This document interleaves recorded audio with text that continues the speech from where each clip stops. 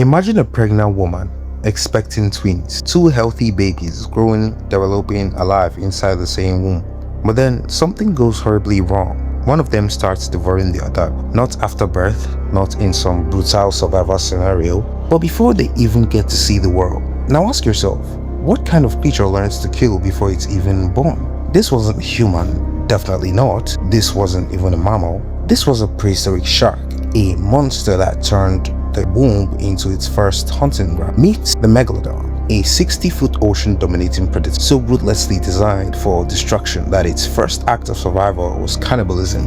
The darkness of the womb wasn't just a place of growth for this creature, it was a battlefield. Inside their mother, multiple embryos began to form, but only one was meant to survive. As soon as the first pup developed teeth, it didn't wait, it didn't hesitate, it hunted one by one. It consumed its own siblings, not out of rage, not out of instinct gone wrong, but because this was exactly how it was designed. By the time it was finally born, it wasn't a helpless baby. It was already a killer, already stronger, already larger, already fueled by the bodies of everything that came before it. And this wasn't a rare accident. This was the beginning of every single one of them. When it finally entered the ocean, it wasn't stepping into an unfamiliar world. It was returning to one it had already been prepared to conquer, because everything about this creature, from the moment it took its first breath, was engineered for dominance. This was the Megalodon, a predator so massive, so overwhelmingly powerful, that even the largest shark alive today would seem insignificant beside it. Its body stretched up to 60 feet in length, longer than a city bus. Its jaws could open wide enough, and its bite force, one of the most devastating ever produced by any animals to have lived, capable of crushing bone, as if it were nothing more than brittle glass. But what made it truly terrifying wasn't just its size, it was precision. Every single movement was efficient. Every attack was calculated. It didn't chase wildly, it didn't waste energy. It struck once, and that was enough, because in an ocean filled with a giant, this was the thing all the giants feared. The ocean it ruled was not empty, it was alive with giant, ancient whales, massive marine mammal, creatures that in any other era would have had no natural predator. But in this world, they weren't at the top, because the Megalodon didn't hunt small, it hunted power. Full-grown whales, animals weighing tens of tons, were not safe, not even close. And when it attacked, it didn't go for the kill immediately, it went for control. A single calculated strike targeting the fins, the tail, the parts that made escape possible. Its prey, one bite, and the prey was no longer swimming, it was drift helpless in open water, bleeding, slowing down. And that's when it ended. No chase, no prolonged struggle, just patience and inevitability. Because once the Megalodon decided something was food, well, there was no escaping it. It didn't need speed like modern predators. It didn't need numbers. It had size. It had force. It had a strategy refined over millions of years. And in an ocean where survival depended on movement, it perfected a way to take that away completely. For millions of years, the Megalodon didn't just survive, it dominated. It patrolled ancient oceans into the Miocene epoch and into the Pliocene epoch.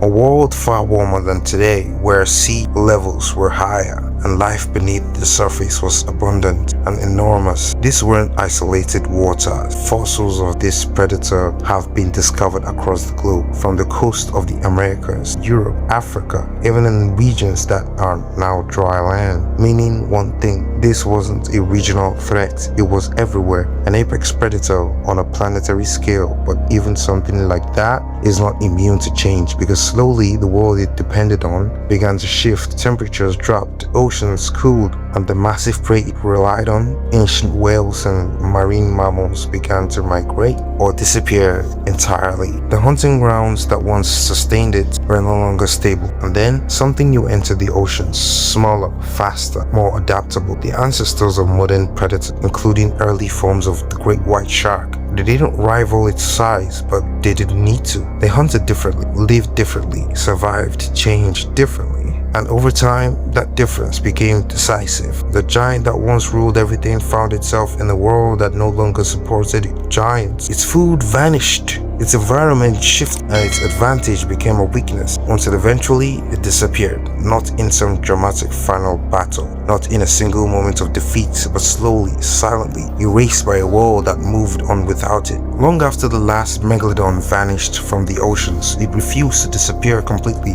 not in the way most creatures do, because some animals fade quietly, leaving behind almost nothing. No trace, no memory, no sign that they were ever here at all. But this was never that kind of creature. What it left behind was not subtle. Across coastline, buried deep within ancient rock formations, and scattered along ocean floors that have shifted for millions of years, there are teeth, enormous, serrated, unmistakable, some of them larger than a human hand, preserved with such clarity that even now they still carry the shape of the force that once drove them. And those teeth are more than fossils. They are record. They hold within them the story of impact, of bone meeting pressure, of massive bodies being torn apart in waters that no longer exist in the same form today. In some fossilized remains of ancient whales, there are still marks, deep, deliberate impressions that match perfectly with what we know of this predator's bite. Not guesses, not imagination, but physical evidence that something this powerful once moved through Earth's oceans with absolute authority. What makes it even more unsettling is the fact that everything we understand about the Megalodon has been pieced together from fragments like this. No human being ever saw it. No one observed its movements, its behavior, or the moment it struck. There is no recorded sound of its presence, no direct account of its power. And yet, from teeth, from scars and bone, from patterns left behind in the fossils record, we have been able to reconstruct a creature so immense, so efficient, so final in its role as a predator that it still captures our imagination today. There is something deeply human about that. The need to look at what remains and try to understand what once was, to stand in the present holding fragments of something that existed millions of years ago and realize that the world we live in now was once shared with something far more extreme. When you step back and look at it, the story of the Megalodon is not just about a predator, it's about a version of the Earth that operated on a completely different scale, a time when survival did not favor the cautious or the balanced, but the overwhelming.